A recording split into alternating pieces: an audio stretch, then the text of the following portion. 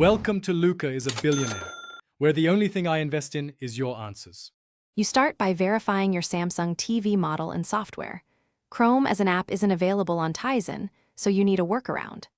Once done, update the TV firmware to the latest version and connect both TV and the device you'll cast from to the same Wi-Fi network.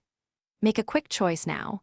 Purchase a Chromecast/HDMI streaming stick or use your phone's screen mirroring via SmartThings or SmartView. These first steps let you run Chrome content on the big screen. Now set up the chosen path.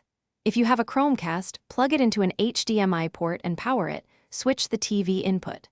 Open Chrome on your laptop, click the three dots, choose Cast, and select the Chromecast. Pick Cast tab for single tab or Cast desktop to mirror everything. If you mirror from a phone, open SmartView or SmartThings, select your Samsung TV, and grant permissions. These steps let Chrome's audio and video appear on the TV in real time. Finish by optimizing playback. In Chrome, pick the tab or desktop option that gives the best quality, and on the TV confirm audio input or Chromecast settings. If you see lag or poor resolution, try a wired HDMI connection or lower the casting quality in Chrome. Make sure both devices remain on the same Wi-Fi band.